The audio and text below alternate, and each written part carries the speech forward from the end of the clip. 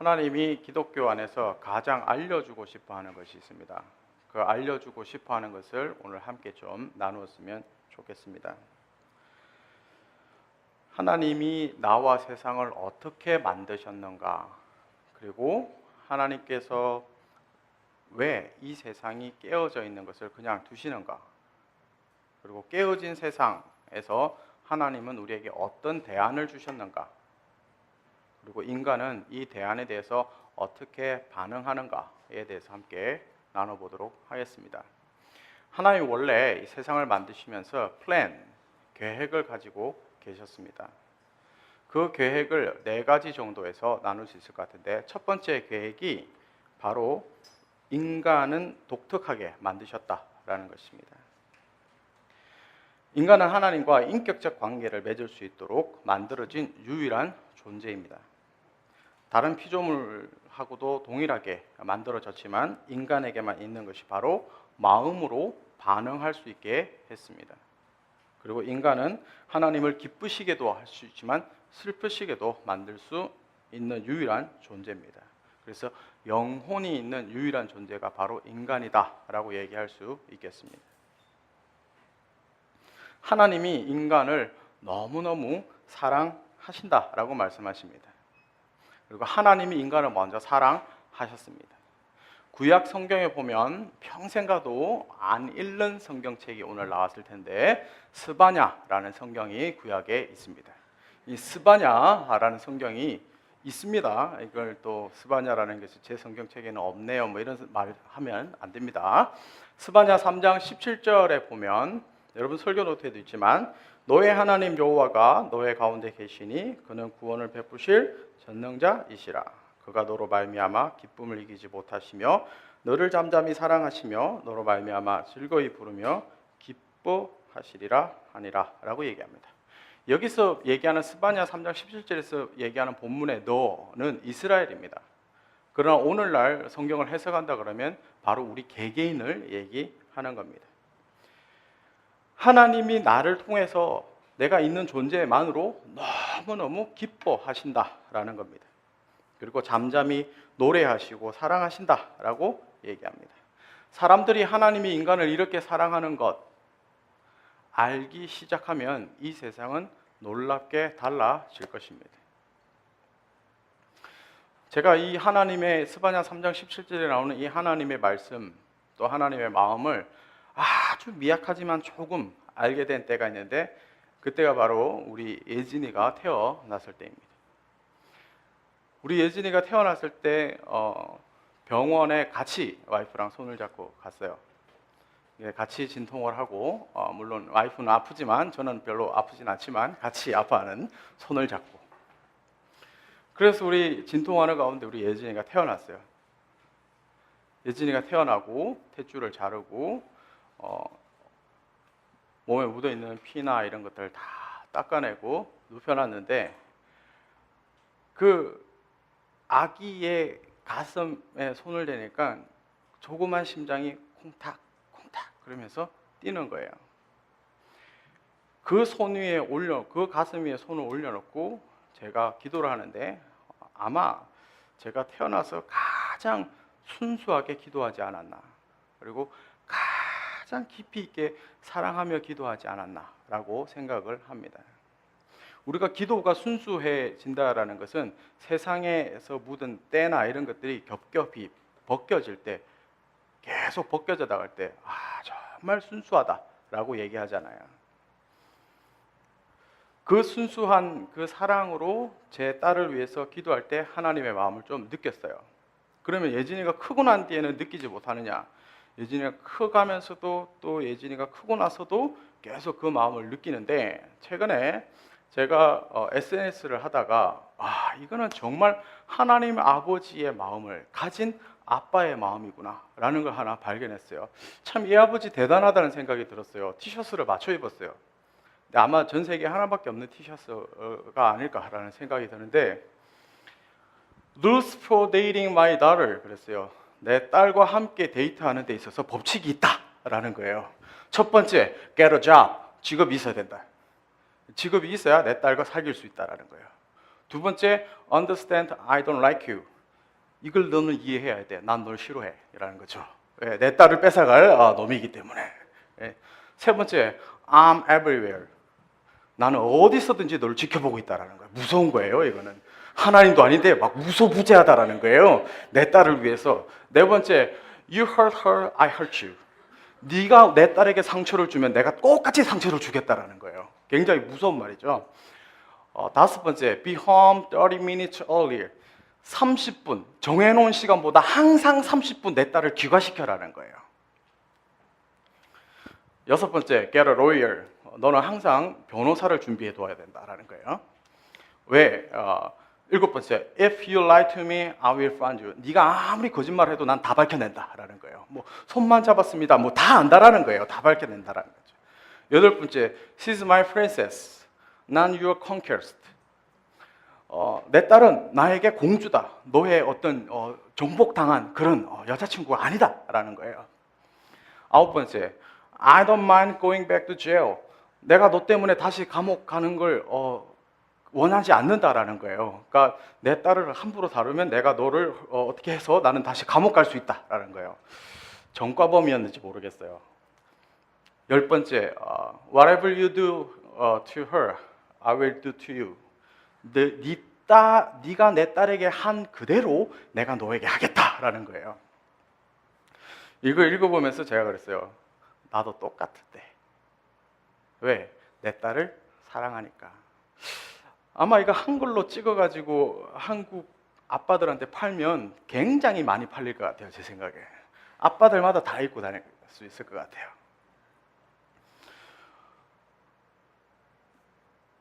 하나님 아버지의 마음이 조금이라도 알 수 있게 되는 것이 바로 엄마, 아빠들을 통해서 이렇게 알 수 있게 되는 것 같습니다. 하나님이 인간을 이렇게, 사람을 이렇게 사랑하신다라는 겁니다. 내 딸을 아파하게 하는 그거에 같이 아파하신다라는 겁니다. 하나의 원래 계획이 이렇게 같이 함께 하고 싶은 것입니다. 기독교의 첫 시발점은 바로 순수하고 무조건적인 사랑입니다. 이 아버지가 이 딸을 향한 사랑에 어떤 조건이 있겠습니까? 무조건적으로 자기 딸을 사랑하는 것입니다. 하나님은 인간과 이렇게 무조건적인 사랑과 인격적인 관계를 맺기를 원하십니다. 이것이 하나님이 세상을 만드신 첫 번째 계획입니다. 하나님으로부터 사랑을, 무조건적인 사랑을 받는 자가 또 다른 사람을 사랑할 수 있습니다. 인간의 본질이자 특성이 뭐냐면 무조건적으로 사랑받는 것입니다. 모든 사람이 무조건적으로 사랑받고 싶어하는 본성이 있습니다. 하나님의 두 번째 계획은 이 무조건적인 사랑으로 인해서 인간이 자기 자신을 사랑할 수 있는 존재로 만들었다라는 것입니다. 그래서 마태복음 오늘 읽은 본문 22장 39절에 보니까 그와 같으니 내 이웃을 내 자신과 같이 사랑하라 하셨으니 내 자신을 먼저 사랑할 수 있다라는 것입니다. 자기를 사랑할 수 있는 사람이 다른 사람을 사랑할 수 있습니다. 이것은 이기주의가 되라, 개인주의가 되라 라는 뜻이 아닙니다. 자기 있는 모습 그대로 자기 자신을 수용할 수 있어야 합니다. 있는 모습 그대로 좋다라고 받아들일 수 있어야 합니다. 하나님이 우리를 무조건적으로 사랑해 주실 때 이 일이 가능하게 되는 것입니다. 건강하게 사랑해 줄 수 있는 부모가 있을 때 건강한 아이들이 자라나게 되는 것입니다. 무조건적인 사랑을 베푸는 부모 밑에 있을 때 무조건적인 사랑을 경험하면서 자라나면서 그 아이가 또 다른 사람을 사랑할 수 있게 되고 자기 자신도 사랑할 수 있게 되는 것입니다. 여러분, 자기 자신을 사랑하면요, 사람이 굉장히 자유로워집니다. 자기 자신을 사랑하면 내가 독특한 것처럼 저 사람도 참 독특하구나 라고 받아들여지기 시작합니다. 내가 사랑받는 존재라는 것을 인식하기 시작하면 다른 사람도 사랑받을 수 있는 존재다라고 인식하기 시작하게 되는 것입니다.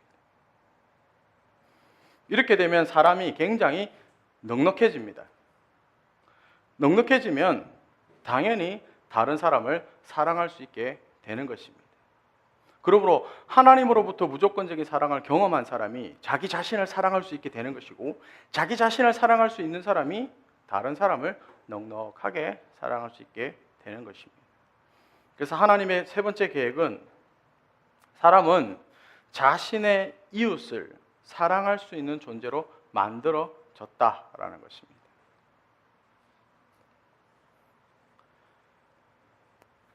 모든 사람이 늘 용납받고 싶어하는 마음이 있습니다. 내가 용납되어지기를 원하죠. 원래 사람이 주변 사람들하고 사랑을 주고받고 싶은 마음이 원래 사람에게 계획되어져 있습니다. 왜냐하면 원래 이렇게 창조되어졌기 때문에 그렇습니다. 다른 사람들하고 용납해주고 용납받고 다른 사람하고 사랑하고 사랑을 주고받는 관계가 되면 당연히 이 사람들이 세상으로 향하게 되어 있습니다. 하나님의 네 번째 계획이 사람은 세상을 사랑하며 경영하는 일을 하도록 만들어 주셨습니다. 창세기 1장 26절에 보니까 하나님이 이르시되 우리의 형상을 따라 우리의 모양대로 우리가 사람을 만들고 그들로 바다의 고기와 하늘의 새와 가축과 온 땅과 땅에 기는 모든 것을 다스리게 하자 하시고 라고 얘기하십니다. 여기서 다스린다라는 말은 그냥 어떤 잘못된 통치자가, 잘못된 권력자가 누르는 것이 아니라 잘 보호해주고 잘 양육해준다라는 뜻입니다. 그래서 다시 이야기하면 잘 경영한다라는 뜻입니다. 하나님의 원래 계획이 하나님으로부터 무조건적인 사랑을 받고 자기 자신을 사랑하고 다른 사람과 용납하고 사랑의 관계에 들어가서 그러한 사랑으로 세상을 잘 경영하기를 원하신다라는 겁니다. 근데 불행하게도 이 하나님의 계획 1, 2, 3, 4 이 네 가지 계획이 지금 우리가 살아가는 세상에서 찾아볼 수 없다라는 거죠. 우리가 살아가는 세상이 다 깨어져 있습니다. 방금 얘기한 플랜들이 다 깨어져 있습니다. 하나님과의 관계가 깨어져 있습니다. 그래서 사람들은 하나님 알아가려고 하지 않습니다. 그래서 기도를 해도 마치 허공에 그냥 내뱉은 호흡처럼 그냥 흩뿌려집니다. 그리고 하나님을 모르는 많은 사람들이 하나님을 조롱하기까지 합니다. 왜냐하면 무조건적인 사랑을 받을 수 있는 이 원천, 이 관계가 깨어졌기 때문입니다. 나 자신과의 관계에서도 깨어졌습니다. 끊임없이 우리는 다른 사람하고 비교하며 살아갑니다. 왜냐하면 하나님과의 관계가 깨어졌기 때문입니다. 그래서 우리는 계속 목욕탕에서 온탕, 냉탕 왔다 갔다 하는 것처럼 열등을 식과 우월을 식을 왔다 갔다 하면서 마치 시소 타는 것처럼 그렇게 살아갑니다. 그리고 나 자신이 다른 사람으로부터 평가받는 것, 거기서 자꾸 자기 자신의 가치를 발견하려고 합니다. 그래서 사람들이 계속 얘기하면 오늘 어땠어? 나 어땠어? 계속 물어봅니다. 그리고 자기가 가진 소유물에서 자기의 가치를 발견하려고 합니다. 뭘 가지고 있으면 자기의 가치가 굉장히 올라간다라고 생각을 하게 되는 것입니다. 그리고 자신의 외모와 능력과 배경에서 자기의 가치를 발견하려고 합니다. 그래서 끊임없이 외모를 자꾸 수정, 보완, 고치려고 합니다.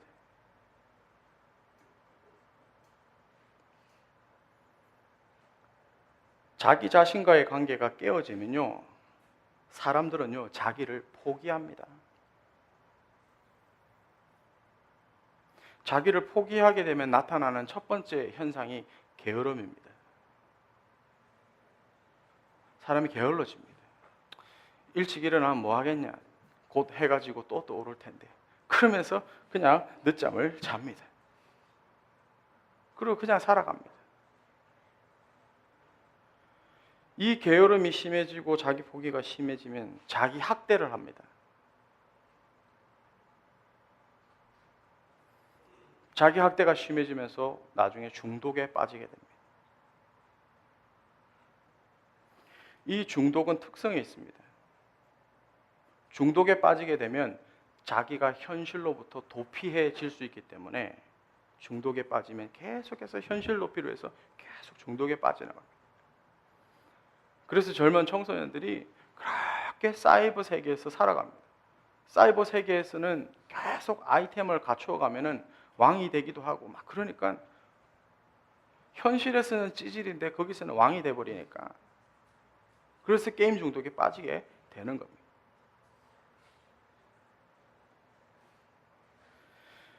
이 자기 학대와 중독이 심해지면 나중에 자기 스스로 자기 생명을 끊는 데까지 가게 됩니다.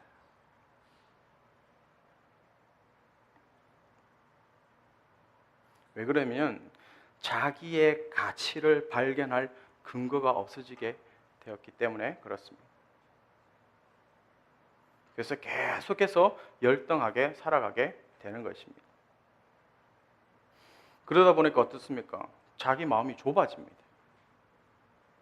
자기 마음이 좁아지니까 강장 종지보다 더 좁아지니까 누구를 담지를 못하는 거예요. 타인을 담을 지금 여유가 없게 되는 거죠. 그래서 이웃과의 관계에서도 깨어지게 되는 것입니다. 간혹 한 번씩 발견하게 되는데 여러분 길 지나가다가 엄마가 정말 무섭게 쭉 지나가고 애는 뒤에서 울면서 막 바둥바둥거리고 막 엄마 그러면서 쫓아가는 모습들 보시죠 한 번씩. 그런데 혹시 여러분 대부분이 어디를 보냐면 애들을 볼 거예요. 쟤 안 됐다. 엄마 따라가야 될 텐데 하고 애들 보잖아요. 저는 누구를 보냐면 그 엄마를 봐요. 애보다는. 그 엄마들의 얼굴을 보셨어요?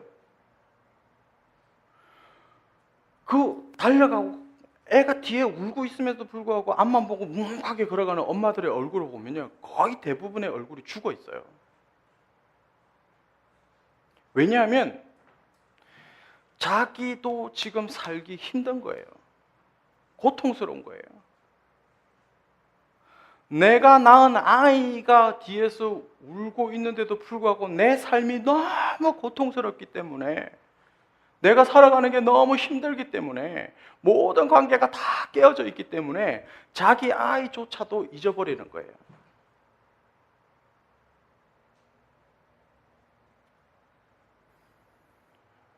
세상은 여러 가지 문제를 해결하고 사람들 간에 서로 사랑하게 하려고 세상 여기저기서 애를 많이 씁니다. 그래서 NGO 단체가 만들어지고 여러 어떤 단체들이 만들어지고 사람들이 모여서 그걸 해결하려고 애를 씁니다. 그럼에도 불구하고 해결되지 않는 것이 있는데 그것이 바로 삶의 고통의 문제죠.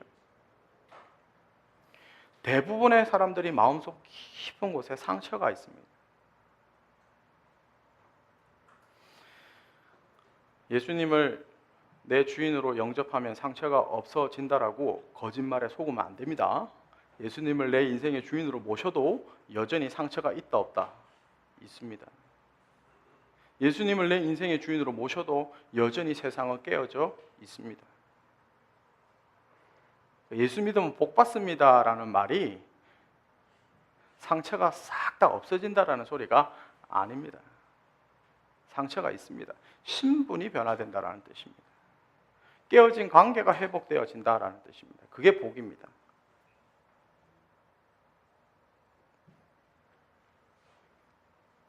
그렇기 때문에 예수님을 믿어도 상처는 받게 되어 있습니다. 그런데 이 상처가요, 멀리 있는 사람들에게서 받지 않습니다. 여러분, 저기 북조선에서 얼마 전에 어느 분이 사형을 당했는데 여러분 마음에 상처가 됩니까? 안 되죠. 어제도 비행기가 한 대 떨어졌는데 마음에 상처가 돼요? 막 죽을 것 같아요? 그 비행기가 왜 떨어졌을까? 막 그러면서 고민이 돼요. 대부분의 상처는 어디서 오는 줄 아십니까? 대부분의 상처는 나랑 가장 가까운 사람에게서 옵니다. 부모에게서 오고요, 형제에게서 오고요, 남자친구, 여자친구에게서 옵니다. 그리고 배우자에게서 옵니다. 멀리 있는 사람들에게 상처받지 않습니다. 가까이 있는 사람들에게 상처받습니다. 사랑을 받지 못하고 계속 상처를 받다 보니까 나 자신이 무가치해 보이는 거예요. 그러니까 다른 사람을 사랑하는 것이 어때요? 겁나고 힘들고 싫은 거예요. 사는 게 의미가 없어지는 거예요. 그러다 보니까 세상을 정말 잘 경영해 봐야 되겠다라는 생각은 아예 0.1%도 들어오지 못하는 거예요. 세상에 깨어져 있는 모습들 보면 어떻습니까? 우리가 좀 생각해야 될 부분들이 환경과 다음 세대들 좀 생각해야 되지 않겠어요? 그래서 저희 교회 재정도 다음 세대에 흘려보내잖아요. 가까이 있는 중학생이나 고등학생들, 가난한 자들, 그들에게 흘려보내잖아요. 물론 연시에 드신 분들도 섬겨야 되겠지만 우리 교회 부르심이 다음 세대이기 때문에, 그래서 우리는 실버 잉글리시 클래스 이런 거 없잖아요. 우리 초등학생들을 위해서 저희가 영어 클래스를 하잖아요. 근데 이런 깨어진 세상에서 계속 살다 보면 사람들이 어떻게 되냐면 환경과 다음 세대를 생각하기보다는 내 제너레이션, 내 세대만 생각하는 거예요. 우리 세대만. 다음 세대가 어떻게 됐든지 신경 안 쓰는 거예요. 더 나아가서는 자기 나라만 생각하고, 나라 안에서 자기 집단만 생각하고, 자기 가정만 생각하고, 나아가서는 나만 생각하게 되는 거예요. 더불어 함께 잘 살아야 되겠다. 좀 멀리 있는 나라예요. 꿈꾸는 소리 같은 거예요. 사람은 그럼에도 불구하고 이런 깨어진 관계들과 세상이 있음에도 불구하고 사람은 간절한 마음이 있는데, 그게 뭐냐면 절대적인 존재와 관계를 맺고 싶어 합니다. 그래서 사람들이 절대적인 존재와 관계를 맺고 싶고 하기 때문에 신년이 되면 우리나라 각종 거짓말쟁이들이 모여있는 무당집에 갑니다.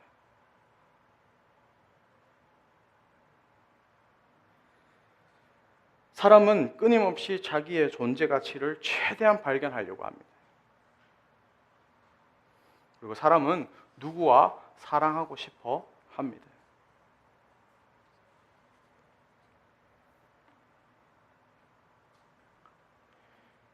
이 깨어진 관계에 들어가야 할 사람들이 분명히 있겠죠. 이 깨어진 관계가 회복되어져야 되겠죠. 이 깨어진 관계가 회복되어지면 원래 조금 전에 얘기했던 하나님의 계획대로 살아갈 수 있겠죠. 자, 원래 하나님의 계획 1, 2, 3, 4하고 지금 얘기한 깨어진 관계들하고, 여러분 2014년도 어디에서 살고 싶으세요? 원래 계획에서 살고 싶으시죠? 근데 이 원래 계획이 왜 깨어졌냐라는 거예요. 깨어진 이유가 뭐냐라는 거예요. 바로 이 깨어진 이유는 죄 때문에 그렇습니다. 이 죄는 S-I-N, sin의 중간에 있는 이니셜처럼 I centerless, 내가 중심이 되기 때문에, 내가 주인이 되기 때문에 모든 것이 깨어지는 것입니다. 하나님이 중심이 되도록 온 세상이 만들어졌는데 내가 중심이 되고 내가 주인이 되니까 깨어지는 거예요, 관계가. 하나님으로부터 무조건적인 사랑을 받아야 하는데 이 무조건적인 사랑의 원천부터 깨어져 버리는 거예요. 그러니까 줄줄이 나 자신과의 관계, 이웃과의 관계, 세상과의 관계가 다 깨어져 버리는 것이죠.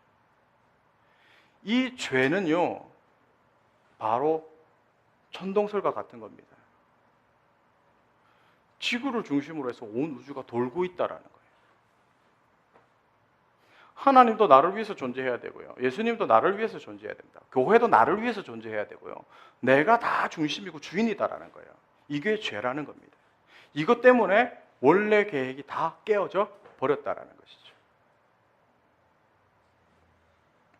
그래서 여러분, 이 깨어진 관계, 깨어진 세상에서 살아가는 많은 사람들의 모습이 어떤 모습과 같냐 그러면요, 여러분 비행기가 날아가잖아요. 비행기가 날아가는데 뭐가 스탑하면 비행기가 추락하는 줄 아십니까? 엔진이 스탑하면 비행기는 추락하게 되어 있습니다. 근데 추락하는 비행기 엔진만 스탑했을 뿐인데 비행기 안에 있는 계기판, 동체, 각종 부속품은 살아있습니까? 죽었습니까? 살아있습니다. 건재합니다. 그런데 추락합니다. 하나님과의 관계가 깨어져 있는 사람이 바로 이런 추락하는 엔진이 고장난 사람과 같다라는 것입니다. 겉으로 보기에는 멀쩡합니다. 건재합니다. 그러나 그 사람의 인생은 추락하고 있다라는 것이죠. 추락하면서 자기 혼자만 추락하는 것이 아니라 이웃과 세상을 같이 깨뜨리며 같이 추락시키고 있다라는 것이죠. 우리는 이 추락하고 있는 사람들에게 다시 비상할 수 있는, 다시 또한 비행할 수 있는 그런 살아가는 모습을 보여줘야 할 사람들입니다. 우리가 이 비상하고 비행하는 이 길을 우리가 안내해야 될 사람들입니다. 그러므로 깨어진 관계의 틈으로 우리는 들어가야 할 사람들입니다. 깨어진 틈으로 들어갈 수 있는 사람을 성경에서는 증인이다 라고 얘기합니다. 사도행전 1장 8절에 오직 성령이 너에게 임하시면 너희가 권능을 받고 예루살렘과 온 유대와 사마리아와 땅끝까지 이르러 내 증인이 되리라 하시니라 라고 말씀하십니다. witness, 이 증인이다 라는 단어는 court, 법정에서만 사용되어지는 단어였습니다. 사실을 그대로 드러내다 라는 뜻입니다. 하나님으로부터 하나님이 온 우주 만물을 만드셨고 하나님이 온 우주 만물의 주인이시고 하나님이 창조자이시다. 이 사실을 그대로 드러낼 때 그때 죄의 문제가 해결될 수 있는 것입니다. 하나님이 주인 되셨을 때 그때 이 깨어진 관계가 회복되어지고 원래 하나님의 계획대로 살아갈 수 있게 되는 것입니다. 이 추락하는 사람들 그 틈으로 우리가 들어가야겠습니다. 우리가 이렇게 들어갔을 때 바로 이 사람들이 추락하다가 다시 생명을 얻고 날아갈 수 있게 될 것입니다. 그래서 예수님께서 이 세상에서 가장 첫 번째 되는 계명이 뭡니까? 라고 사람들이 물어봤을 때 오늘 본문을 말씀하셨습니다. 내 마음을 다하고 목숨을 다하고 뜻을 다하여 주 너의 하나님을 사랑하라. 하나님과의 관계를 회복해야 된다. 왜? 무조건적인 사랑, 이 세상을 살아갈 수 있는 힘, 너 자신이 바로 하나님이 기뻐서 정말 절제할 수 없어서 노래가 되는 존재가 되었다. 너의 존재 가치가 여기 있다 라고 말하는 그 하나님, 그 하나님 때문에 너는 이 세상을 살아갈 수 있게 되고 또한 너 자신을 사랑할 수 있게 되고 내 이웃을 사랑할 수 있게 되고 세상을 잘 경영할 수 있게 될 것이다 라는 것을 주님이 말씀하시는 것입니다. 그러므로 우리가 절대로 놓치지 말아야 할 부분이 하나님이 내 인생의 주인 되게 하시는 것입니다. 하나님이 내 인생의 주인이실 때 무조건적인 사랑을 받을 수 있습니다. 하나님이 내 인생의 주인이실 때 나 자신을 사랑할 수 있습니다. 하나님이 내 인생의 주인이실 때 내가 비로소 다른 사람을 사랑할 수 있게 됩니다. 하나님이 내 인생의 주인이실 때 내가 비로소 세상을 공의와 사랑으로 경영할 수 있게 되는 것입니다. 이 깨어져 있는 세상에, 이 깨어져 있는 관계에 추락하고 있는 사람들에게 이 사실을 그대로 드러내는 증인들이 되시고, 그래서 여러분을 통해서 풍성한 삶을 살아갈 수 있게 되는 많은 잃어버린 영혼들 찾는 이들이 2014년도 주님께로 돌아오게 되길 주의 이름으로 축복합니다. 함께 기도하겠습니다.